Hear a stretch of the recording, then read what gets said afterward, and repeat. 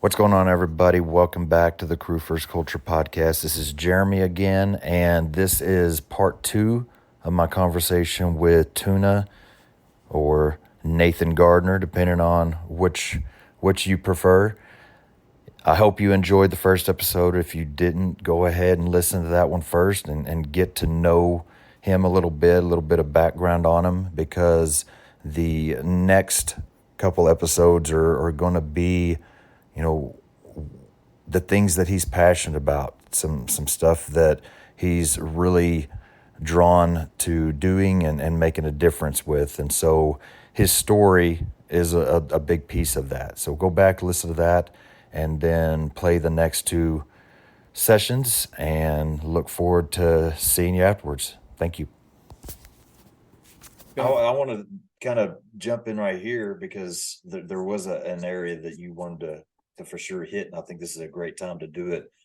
Just talking about, your experiences there in Thailand, and that mindset, and the, just them taking responsibility for everything and coming back home and kind of seeing the exact opposite. You wanted to talk about some Marcus Aurelius stuff, and just your thoughts and things like that. So jump into that and kind of gear us towards what you're wanting to put out. Okay. Um, so one of my really good buddies, James, he's really into Marcus Aurelius, and that kind of got me into it.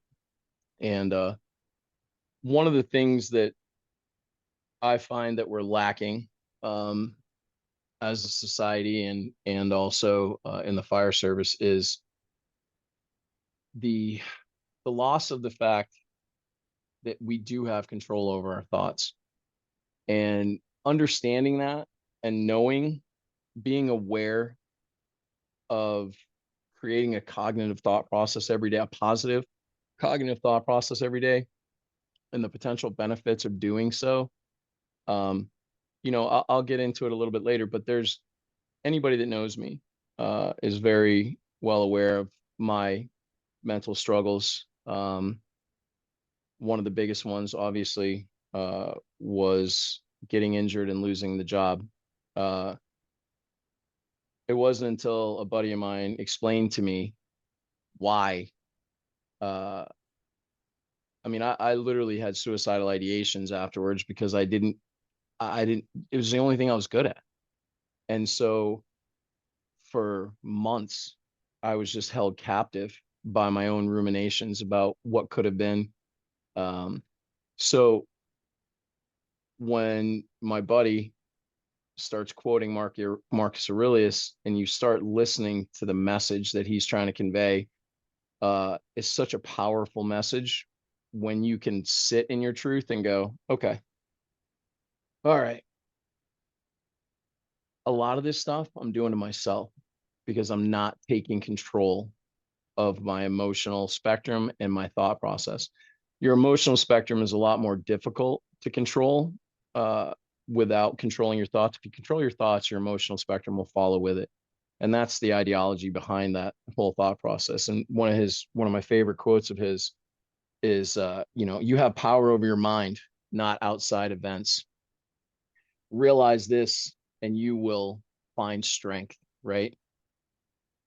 When I finally put to bed the idea that I wasn't going to change the fire service, that I wasn't going to overnight be the best dad, um, that was it's one of those things where one of my favorite captains used to hand out these coins, and your job was to try to get these coins stacked on top of each other or as close to each other as you can. One of them says on the coin, who I think I am. The next coin says who everybody else thinks I am.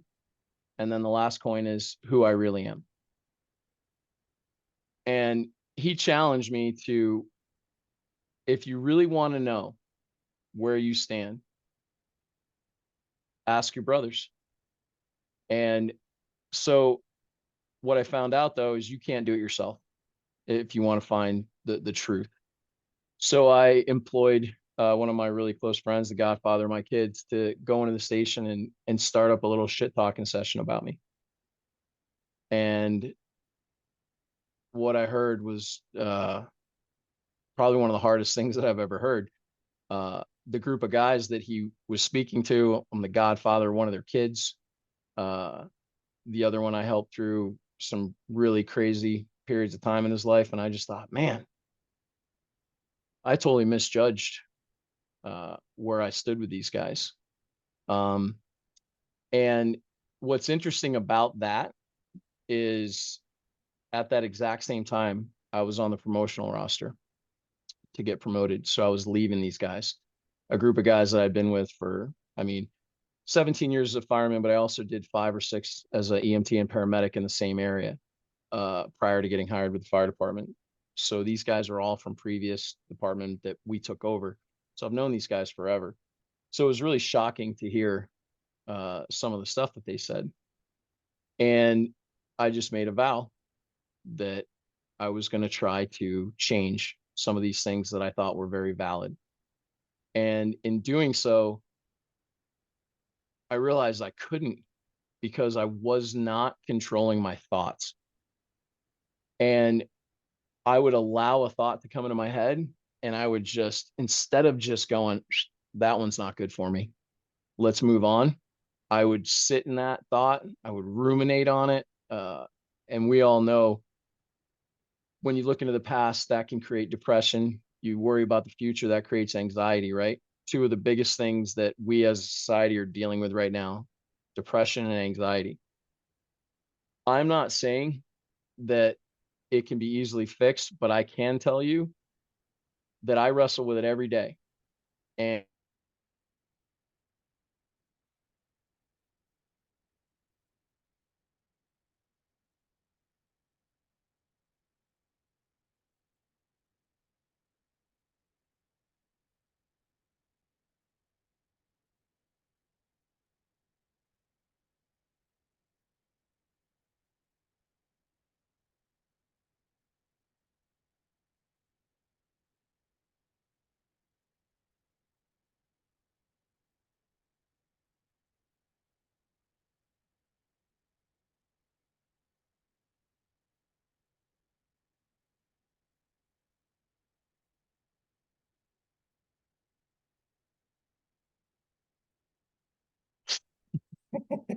freaking thing, dude.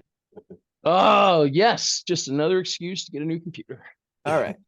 You So, wrestle you wrestle with anxiety and depression every day. so Kind of that talk. what I ended up having to do is just create basically a mental prep list every day to try to, try to stave that stuff off. And also in the morning, uh, create that mindset that, you know, going through the day, when adversity comes, we'll deal with it when it comes. We won't procrastinate. We'll handle it, but we also won't make mountains out of molehills. And that's something that took me a really long time to put stuff in perspective and go, is this really worth the emotional outrage that I'm putting out? Like, uh, and more importantly, when I got promoted, I had one of my chiefs who I respected very, very highly give me this piece of advice. And it was very poignant. And I'm really glad that I listened to it. It's 2 pieces of advice. One is, listen, stay inside your sandbox. Don't try to orchestrate or control the other sandboxes around you. This is your influence of control, your span of control. Just make those dudes the best guys on the planet. Make those girls the best girls on the planet. Um, but what really, really got me is he does this. We're at the clinic and he grabs somebody's medical record, flips it over, and he draws this on there. And he draws a line up at the top. So all the way down here, uh, all the way down here on this line, he goes, that's that's our standards as a department. All these guys that really drive you crazy, they're just right here. They're just above that line, right? We have embraced mediocrity on a really high scale. Um, And when you try to go out and get people to come into the fire service that don't have a genuine desire to do so, I think it's a very highly detrimental thing to do, because if this isn't something burning in your soul, uh, and something that you want to take on, this is a very difficult job to just get into, uh, and survive, or not so much survive, but thrive, Yeah. if this isn't Yeah. something that you're really, really into. So he said, he goes, here's the deal. He goes, up here, this is the top 10%, right? He goes, shut up, listen to them, learn as much as you can. The line on the bottom, he goes, these are all the mouth breathers. These are the knuckle draggers that are here for a paycheck and to, throw their challenge coin around. He goes, don't waste an ounce of breath on them. Those guys create frustration. They create burnout. Stay away from those guys. And he points to this big section in the middle. And he goes, you see this right here? This is the middle 80%. Learn from the top 10, cut free the bottom 10, live in that middle 80 where you have all these guys that just have not been touched by the right captain or the right chief. They just haven't been motivated. They haven't found what their passion is or their spark. They're good guys, not horrible at their job, but they haven't made that realization of what their true purpose is. That's where you lie. That's where a good captain can create such incredible changes, is if he focuses on the guys that, you have an ability to reach. I can't tell you how many hours I spent, days I spent trying to motivate and work on the bottom 10, to just smashing my head against the wall.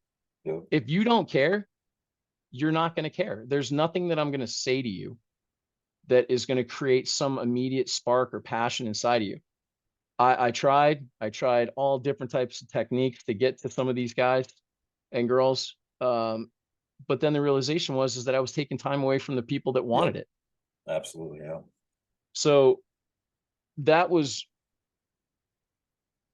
a very powerful thing to understand. And once you cut free the bottom 10 and stop focusing on them, because that's where, like, some of my chiefs that I love, but I just couldn't get into their delivery because everything was catastrophizing. If you don't do it like this, you're going to die. I could never understand that until you realize that this guy is in charge and responsible for the lives of all these other guys that are not taking the shit seriously. That's a super stressful place to be in, because ultimately, if you care about this job, I wouldn't see my fireman anymore. I'd see his kids. I'd see his wife. They're family to me. So I took that so damn serious, as far as, like, they're coming home the same way they came in, mentally, physically, and emotionally. That was my job, my responsibility. Just like when my kids are born, my job is to protect them with my life, period, end dot. If your mindset isn't like that, it's incredibly difficult to try to create that mindset. I don't even think you can. It's either in you or it's not. Yeah. So, but I do think that with the right motivation and the right leadership and mentoring, we can bring a lot of these guys and girls to that point. Yeah. Maybe they haven't had a life experience that has changed the way that they look at things, and they understand. One of the funny things that guys are always saying to me, they're like, man, how none of your friends are shitty firemen. And I'm like, yeah, because name me another job, maybe other than a doctor, where your knowledge, skills, and ability can directly affect the survivability of another human being. I mean, first responders. I mean, name another job where that level of responsibility is placed upon another human being, where the consequences and the reward are so high. Life. That's the highest game that you can ever play, with the highest consequences, is with your life. And I cannot respect or give two craps about anybody that doesn't take every chance they can to be the best freaking paramedic or the best fireman. Because man, life's cruelest teacher, which is guilt.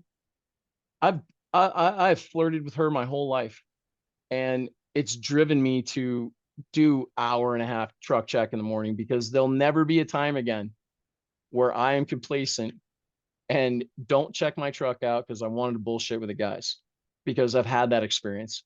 I've been the guy that didn't check the truck out. It'll never happen again. But that's the difference between people that want to get better and people that are okay with staying the same. You know, if something like that doesn't affect you to your core on a cellular level, um, then I just don't want anything to do with you. I don't want you around my kids.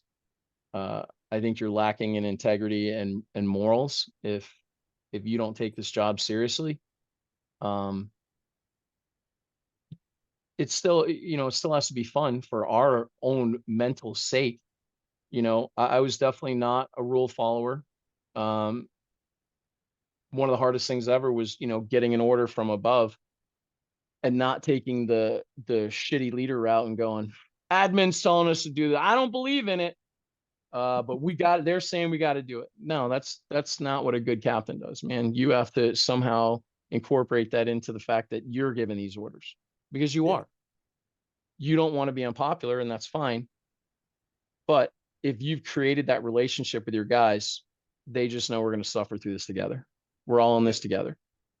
But if you create, or you walk into a station and I'm the captain now, well, if you have to say that, you're probably not the captain. You're not. You're And not the leader if you got to tell everybody you're the leader. Yeah. and you know as well as I do, some asshole like me, who's the de facto leader at the station, who's a really good fireman, is going to eat your lunch. Oh, You yeah. come in as a poser.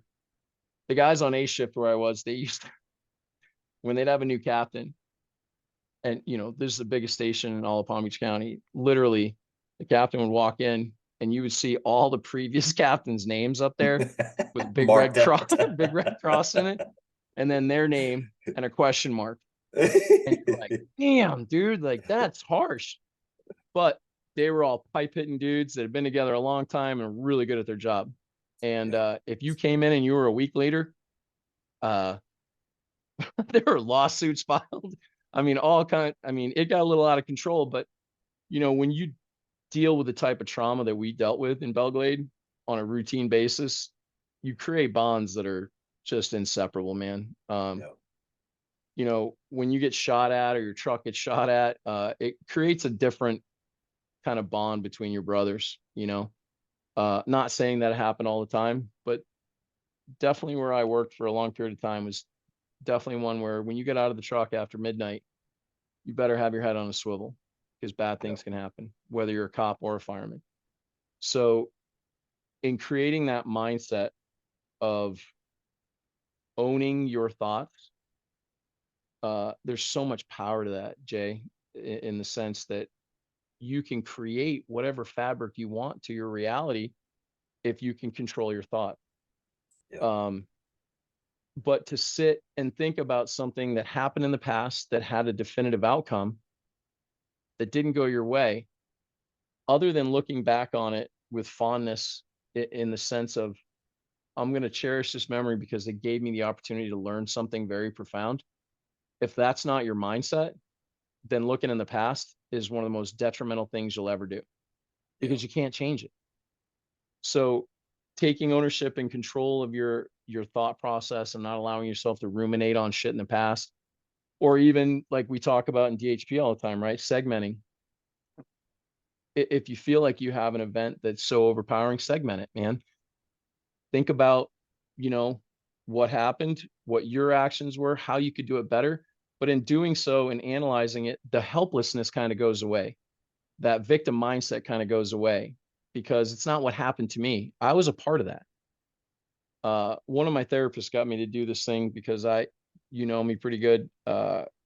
My default emotion is just rage. And I literally had to start doing something audibly, because, you know, your neural pathways, the more you use them, the more those messages come through there. Just, my brother uses a great analogy. You know, it starts off as a goat path, turns into a country road, and then it turns into a 2-lane county road. And then, you know, if you continuously complete or create that muscle memory, it's going to turn into a super highway. So for me, impulse comes in. It's not something I like. Instantly. And it was so fast that I ended up having to say something audibly to myself. And it was always funny because when I would say it, it would make me laugh because I feel like this is where you're at in your life, dumbass. You can't control yourself. You have to go, hello, what are you doing? Like, but it was, hey, and that hey would just break me from that just immediate. So you're on your normal county road having a good time and just figure you're on the expressway and, impulse comes in. I'm getting off that exit. That exit goes right to Rage Town. Now, if I just say, hey, what's your role in this? First off, it distracts me from what my immediate attention is directed towards. And then it allows me a reflective time to go, all right, dude, you're not innocent in this. 9 times out of 10, it happens when I'm driving. And I was probably driving like an asshole. So when I get cut off, now I just smile, take the bird that's being given to me and just go, you earned that one, bud. But you losing your mind, and I'll make it real serious. This happened one day, and this guy cut me off, slammed his brakes, shot me the bird. I had my son in the car, which is ironic because he was in the car. That's what probably incited the rage to the level it was. Because I was like, dude, you could kill my kid. Yeah. But then my inability to control my rage, I completely forget about my son. And I chased this asshole all the way to his house. He jumps out of his car. I'm literally parked on his front yard. And he's running into the house. And I know he's going to get a gun. And I have mine right below my steering wheel. And then my son started to cry. And just realized, threw it in freaking reverse, got out of there. And I just thought, holy shit, man, you just almost got your son involved in a shootout over somebody brake checking you. And that was the realization right then and there that if I don't start taking captive of my thoughts, captivity of my thoughts, I'm going to endanger somebody I really love. And that was a real defining moment to hear him cry in the back. And I was literally like surprised. It like woke me out of this rage. And I look back and there's my little beautiful boy sitting in that car seat. And I thought, man, this is it. This is where the rubber meets the road, man. You need to make a change right now before you get somebody hurt. And it wasn't easy. I mean, I have to work on it every single day. And that's the one thing, that I think everybody's talked about, but it's so important to repeat is that you don't fix this stuff. It doesn't get fixed. You create a world where you accept it and you have an ability to process it. That stuff's there and it always will be. But I cherish that stuff now because it's what makes me me. If I hadn't gone through all the heartache that I've been through, it wouldn't create the person I am now that has the ability to sit with somebody. And, I'm an empath, man. I can feel other people's pain. And that's probably one of the reasons why over the course of my career, it was so profound is that, I would take on so much of the family member stuff because it's just, until you can take captivity of your thoughts, you just look at that and go, man, this is really sad. Not that, hey, listen, we just crushed this. We crushed this call. The outcome's not what we want, but look at what your guys did. And that was one of the biggest saving graces for me in my career. We have time for one more story? You got time for any story. Go ahead. So just because of HIPAA and everything, I won't get too crazy into this, but this was the call that literally changed the way that I process almost everything. And it's interesting because the mindset is heavily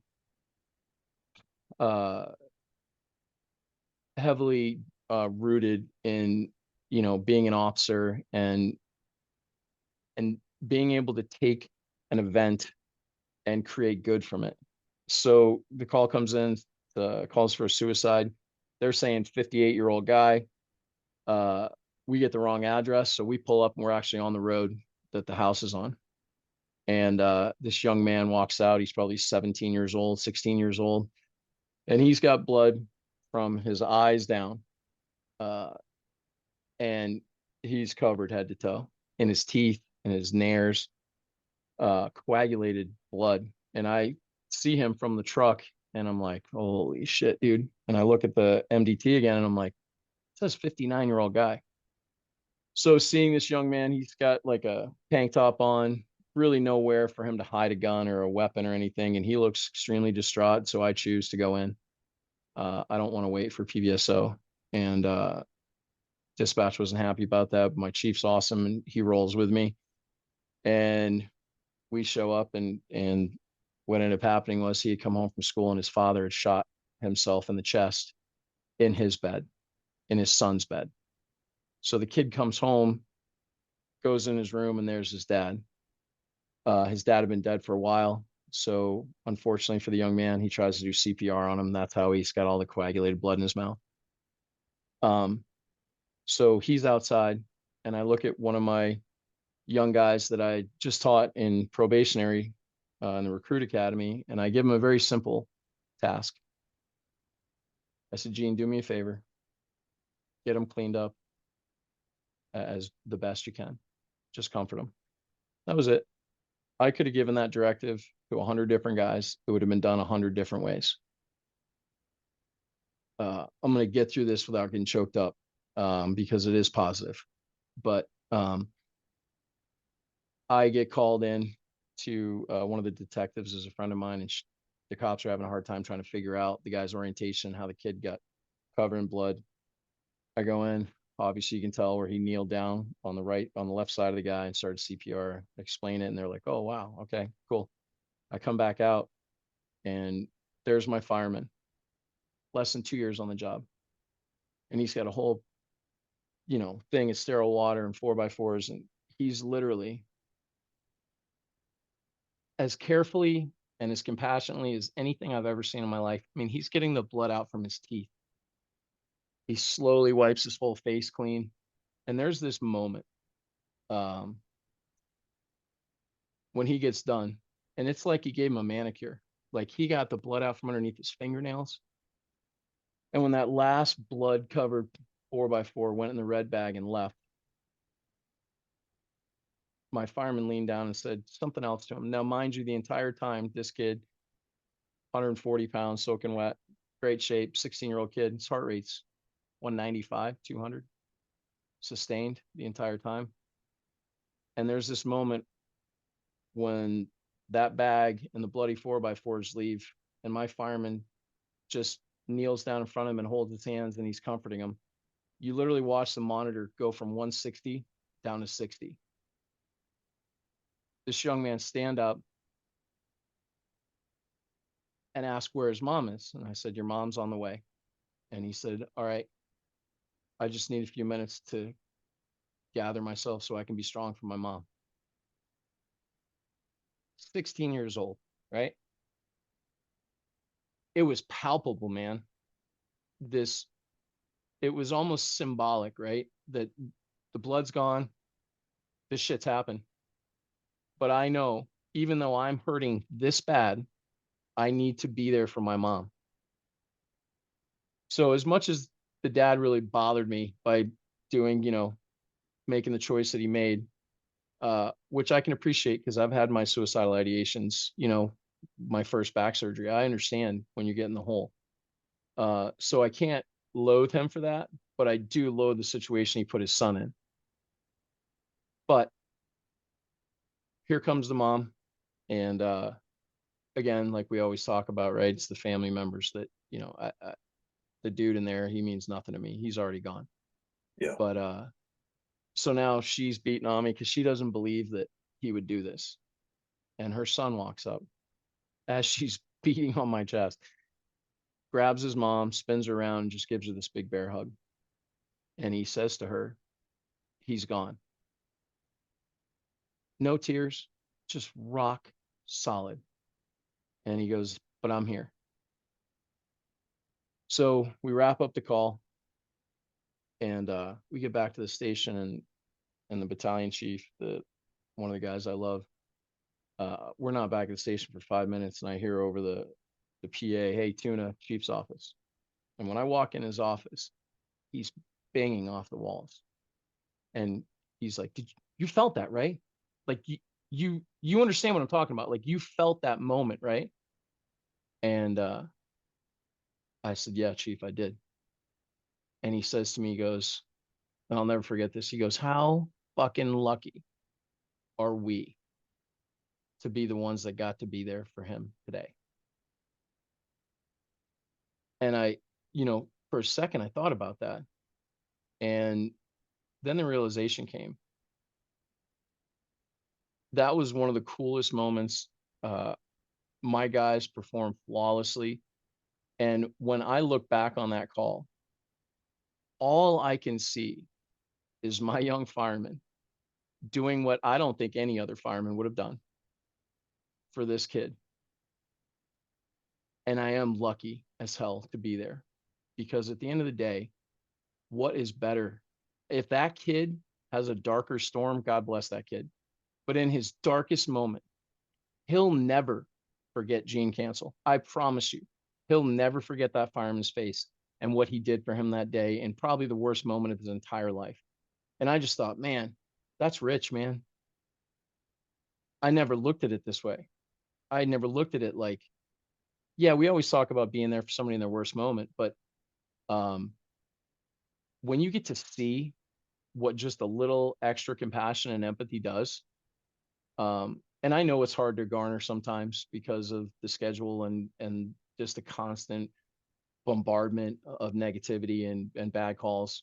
But I literally can look back on one of the saddest calls and just smile every time, because I changed my perspective of it.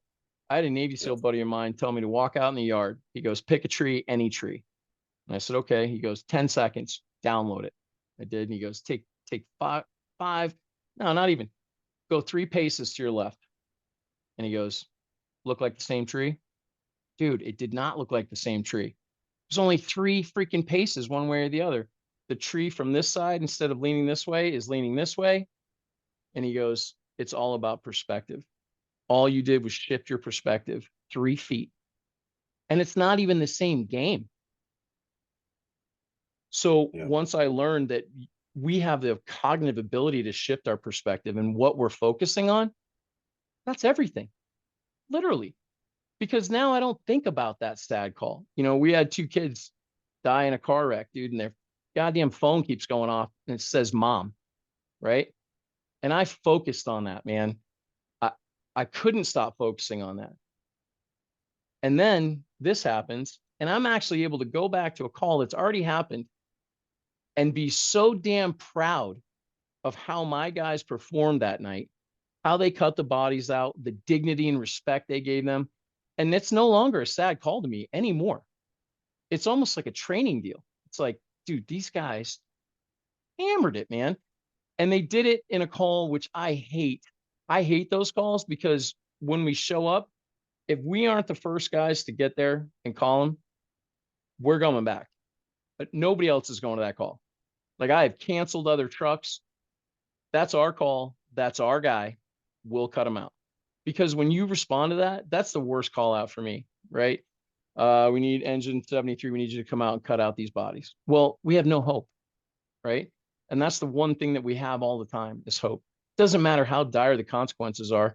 I got a whole box of shit behind me that tells me that I can save you. And I'm going to think that right up until you're gone.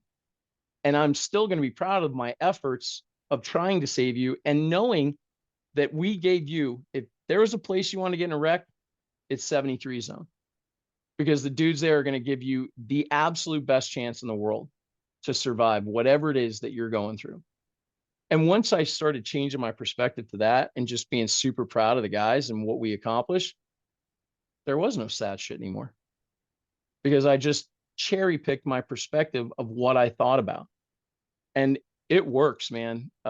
It truly works. And I'm trying really diligently to place that into my personal life too, looking at events in it's a lot easier to do in the work setting for me, just simply because, it's measurable. You have Yeah. skills you're supposed to meet. But in my personal life, I'm trying to do it too, because looking back, man, just unless you're seriously looking back to create knowledge from your previous mistakes, there's zero reason to look back. None. Yeah. So And something else you said earlier before we started was, and I want you to clean it up for me because I just jotted it down real quick. But something about happiness in our lives is directly yeah, correlated with our quality of thought. Is that kind of clean yeah, that up for me? yeah. So The happiness of your life depends on the quality of your thoughts, yeah, right? man, If that's you're, pretty powerful right there, and so I true. mean, yeah, Jay, I mean, you and I both know that, um, if you constantly think about negative things are going to happen. And that's not some type of paranormal deal. You're literally creating an environment where positivity can't grow.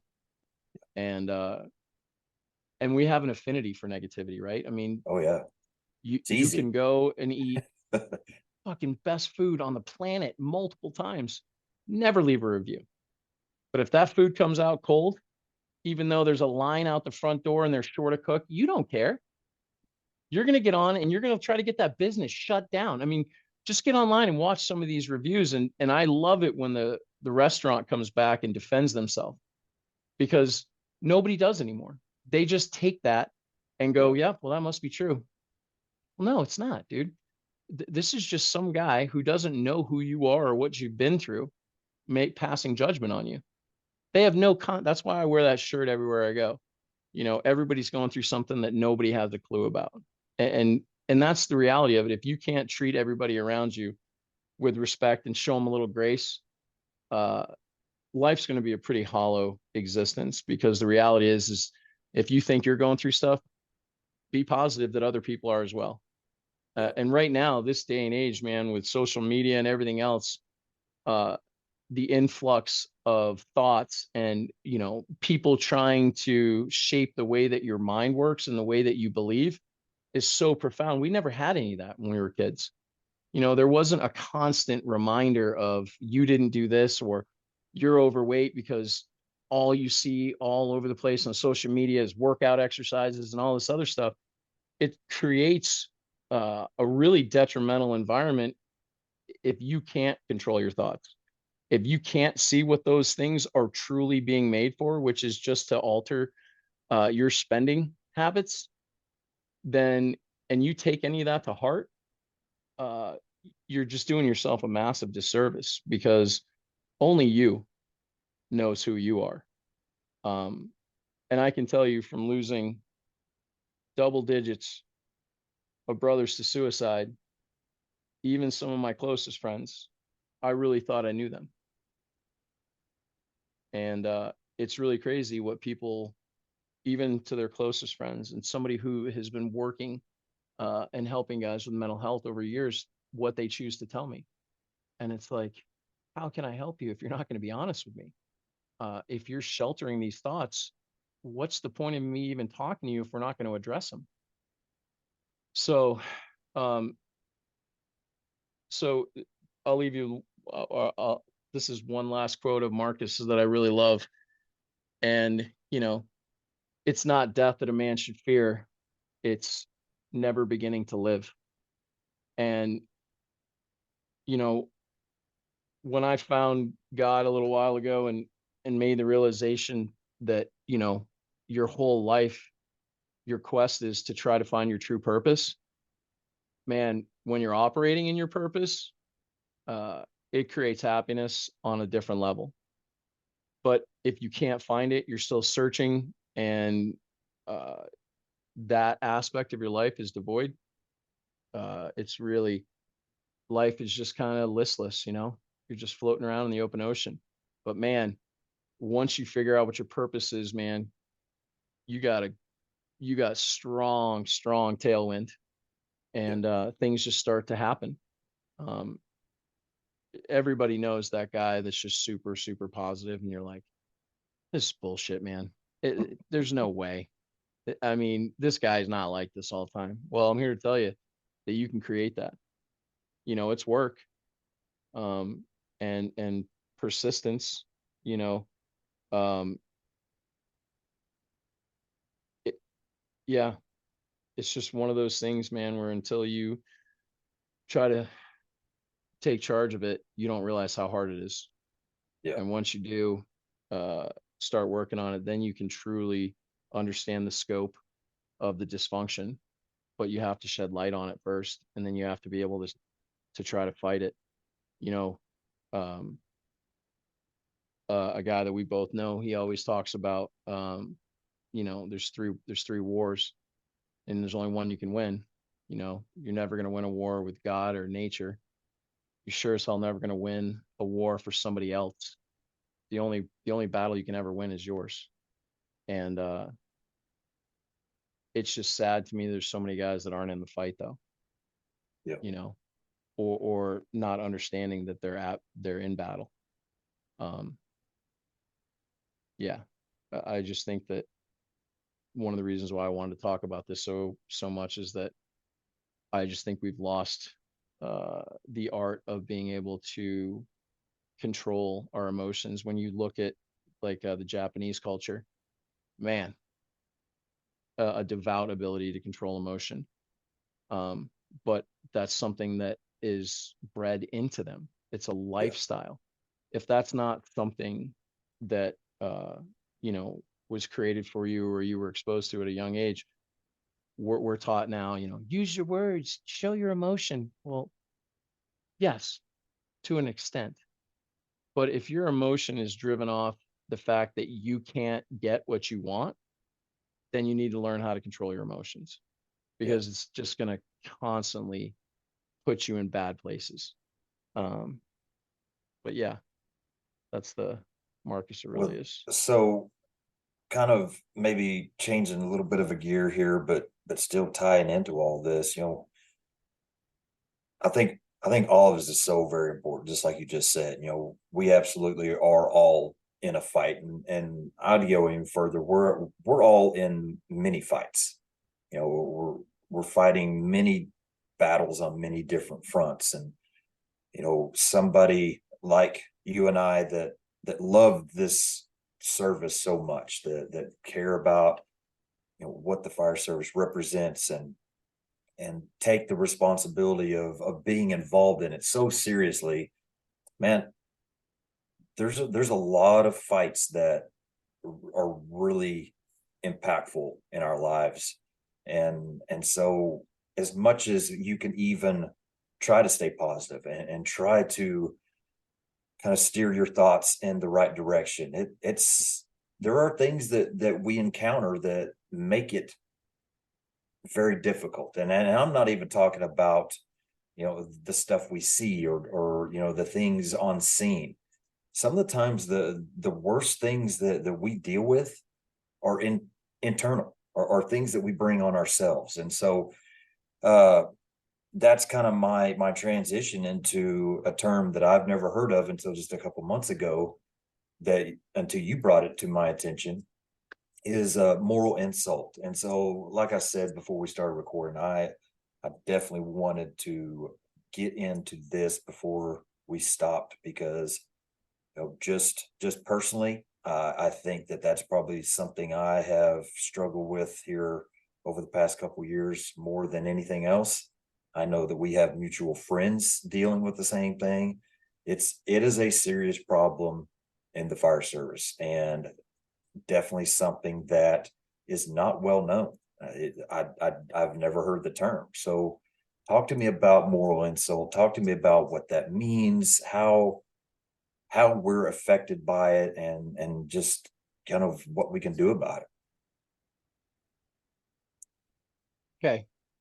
So the reason why I feel this is so important is that it directly and dramatically affects.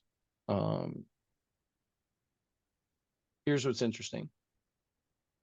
Moral insult and moral injury, by definition, is an injury to one's conscience, to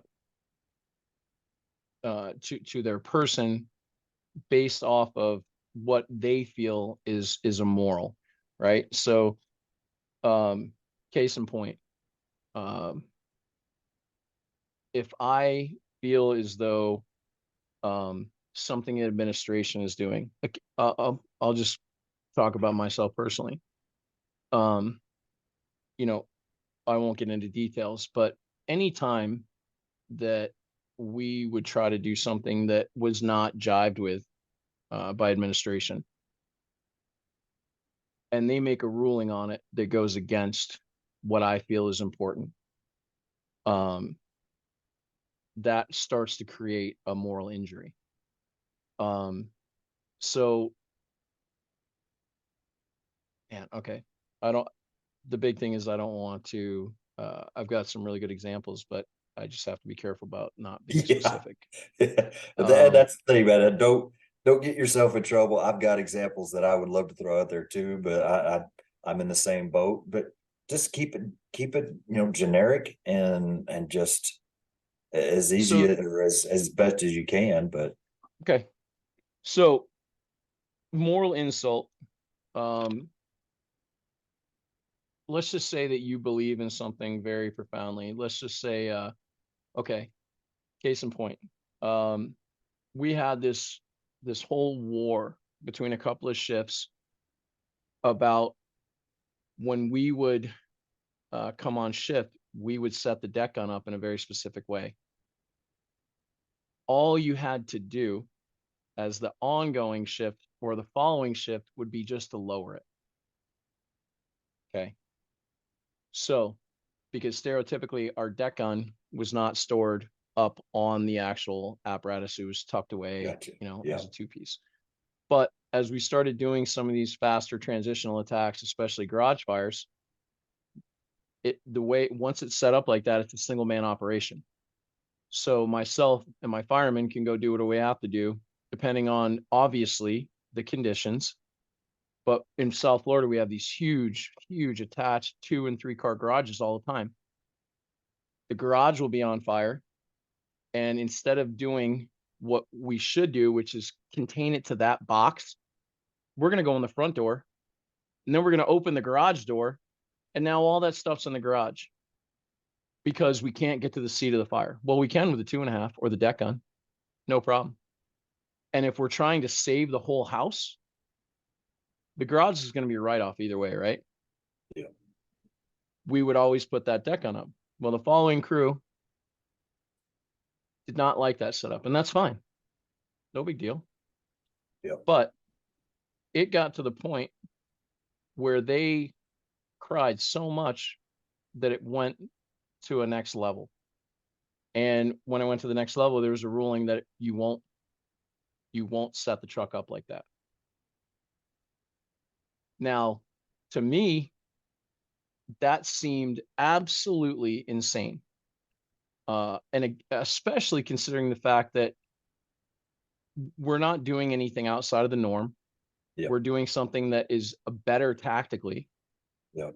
safer tactically, and now you're going to rule against that. Okay. So in my mind, that is endangering our guys and potentially the people in the field. Morally, as someone who swore an oath to help people, I take that as you are literally putting people in danger.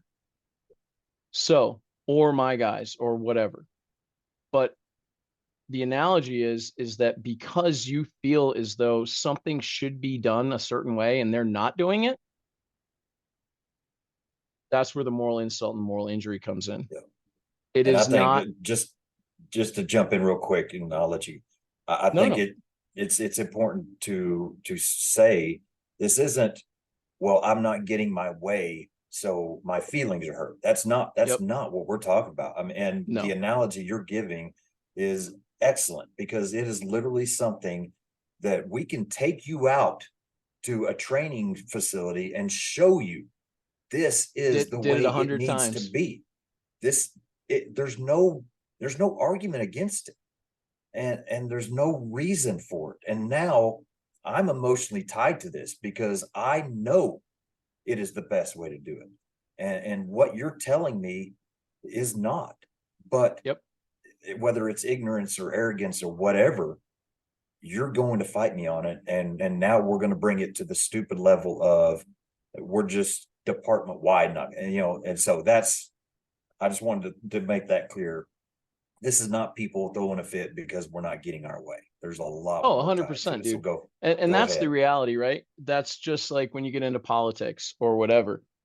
It's very easy to create that paradigm that we're just ate up, salty assholes that are over the top crazy. No, this is a better way to do it.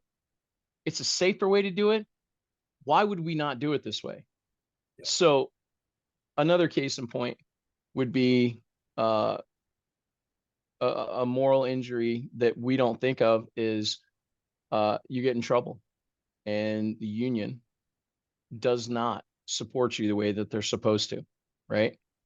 You know you're right. You're involved in a he said, she said, and they're only hearing the other side, right? You know what the truth is, and they're not trying to help you find it. That is also another example of moral injury. Or the fact that, um, this is what I think people forget is that there's so many of these things. Some of them seem so inconsequential, right? At the time. But just like, and you said that, we should talk about this as well. And I'll make this part real quick because it's part of it. But it's just like RET, right? Repeat exposure trauma. Over and over. It's not a single call. Yes, PTSD by definition is a singular call, so traumatic, so profound, it affects your ability to have day-to-day relationships. That's the definition of PTSD, which, mind you, cannot even be diagnosed within 30 days, right? Because your body has a very normal compensatory process that it goes through. If you have true post-traumatic stress disorder, that's not going to manifest itself, or you won't have any certainty that that's what it is until 30, 40 days, because you're going to go through the 7 steps of grieving. You're going to go through all that stuff, right? But it's after that when you realize that there's lasting effects, right? We're really good and really resilient for the most part as far as mentally overcoming certain calls, because if you're in a busy station, you're very fortunate and you're going to have distractions. You're going to have call after call. And our brain and our amygdala do some really crazy shit where our brain is so powerful and so intelligent that it understands that if we download this message in its entirety, it will hurt us later on. There's a reason why they talk about people with PTSD, combat veterans, law enforcement, and firemen, why we have such shitty memories, or why you hear people say, I remember bits and pieces. Well, that's your amygdala literally chopping up that memory so that it's trying to protect you from being able to Survival constantly mechanism, relive that in basically. high Yeah. def, right? Yeah. So the ones that where we don't understand or we haven't taken notice or stock of our extrinsic and intrinsic stressors, you have no concept of what's actually taking place, right? You're not taking stock of the fact that your kid's sick, your wife is pissed off about something, you've got money issues. There's this maelstrom of problems that are happening, but because they're all things that we consider normal in life, we just chalk it up to that's ambient stress. Well, here's the problem. If you don't manage that ambient stress, your bullshit meter is no longer sitting at 0. So when an event happens, you have that buffer from 0 to 10. If you are constantly in a state of hypervigilance, your bullshit meter is at 9. So when that insult comes in, that whatever that stimulus is, you go right to 10 because you haven't brought yourself back to baseline. So in that same vein, moral injury and insult happens so profoundly and so often for people of high moral character, because if you live your life with integrity, when your integrity is questioned, it's one of the only things that can really set me off. Because I am that guy. If you call me at 4 o'clock in the morning, I am going to go out in freezing temperatures, climb underneath your truck in the freaking swamp and hook it up and tow you out. It's a running joke at my house that when my phone rings after midnight, my wife will literally look at me and go, "One of your guys in trouble? There's somebody need to get pulled out." I'm going. I love it. Like, it's my favorite thing in the world. Yeah. Does it suck climbing out of bed and whatever? But that reward, that human contact, that appreciation, right? That's what we don't do it for that, but it's one of the reasons why it feels so good, right? Well, at the department, when you are constantly, every idea that you come up with is thwarted. Um, Things that you feel, especially when it comes to safety stuff, that's where the moral insult and injury really takes place, because you work your whole career to try to create an environment where the guys are safe, that things are done common sense wise, right? Um, and create that environment where the guys are mentally healthy. Well, when you constantly have anything that you were excited about trounced, that creates moral injury. When we go and say, "Hey, listen, we want to wear station t-shirts because it represents the station, it represents the locality, the area that we work for, and it represents a cross section of the guys and girls that work at that house, the history of Pride that that we house." have. Yep. Yep. Right? And when you go to do that and you're told absolutely not, there will be no stickers on the truck, there'll be no t-shirts, you're going to be in your polo all day. Those are the little moral insults and injuries that, as an officer, that I would try to take on for the guys. So, I would tell the guys, I'm not a uniform Nazi, man. I have never had a patient say, "Get out of this house, you're not wearing a polo." Never heard that, right? Yep. I worked in an area, man, where there was no way I wasn't wearing bunker pants at night, because you kick one bucket one time and you realize that where I worked, if there's a joint compound bucket in the house, that was the shitter. You kick one of those without bunker gear on one time and get that on your pants, that will really mess with your head.